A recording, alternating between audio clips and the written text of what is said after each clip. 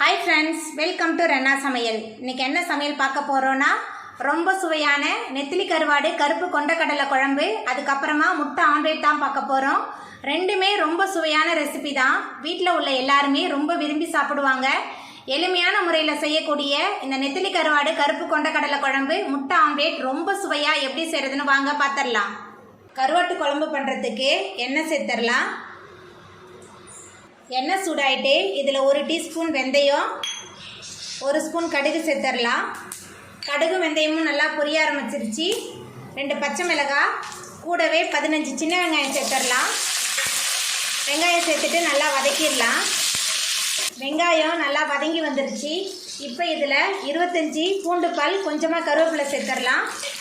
சேர்த்துட்டு நல்லா வதக்கிடலாம். வெங்காயம் பூண்டு ரெண்டுமே நல்லா வதங்கி வரணும். நல்லா வதக்கிடலாம்.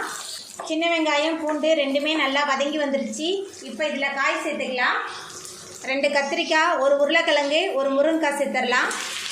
சேர்த்துட்டு கொஞ்சம் நேரத்துக்கு இந்த எண்ணெயிலே நல்லா வதக்கிடலாம். கத்திரிக்காய், முருங்கைக்காய், உருளைக்கிழங்கு 3மே நல்லா வதங்கி வரணும். நல்லா வதக்கிடலாம். உருளைக்கிழங்கு, கத்திரிக்காய், முருங்கைக்காய் 3மே நல்லா வதங்கி வந்துருச்சு. இப்போ இதில் மசாலா தூள்லாம் சேர்த்துக்கலாம். மஞ்சத்தூள், குழம்பு மிளகாய் தூள் 4 டேபிள் ஸ்பூன் சேர்க்குறேன். உங்கள் சுவைக்கேற்ப நீங்கள் சேர்த்துக்கோங்க. நான் கொஞ்சமாக தான் உப்பு சேர்க்குறேன். உப்பு சேர்த்துட்டு நல்லா வதக்கிடலாம். மசாலா தூள் சேர்த்துட்டு நல்லா வதக்கியாச்சு. இப்போ இதில் கொஞ்சமாக புளி தண்ணி சேர்த்துக்கலாம். அதுக்கப்புறமா காய் வேகிறதுக்கு தேவையான அளவுக்கு தண்ணி சேர்த்துடலாம். தண்ணி சேர்த்துட்டு நல்லா கலந்து விட்டுடலாம்.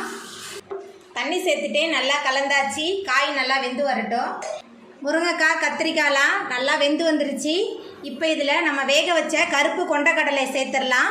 நான் இதை நேற்று நைட்டே ஊற வச்சு வேக வச்சுருக்கேன். கொண்டக்கடலை வேக வைக்கும் போதே நான் கொஞ்சம் உப்பு சேர்த்து தான் வேக வச்சுருந்தேன். அதனால தான் குழம்புக்கு உப்பு சேர்க்கும் போது நான் கொஞ்சமாக உப்பு சேர்த்தேன். இப்போ சேர்த்துட்டு நல்லா கலந்து விட்டுடலாம். கொண்டக்கடலை சேர்த்துட்டு நல்லா கொதித்து வரட்டும்.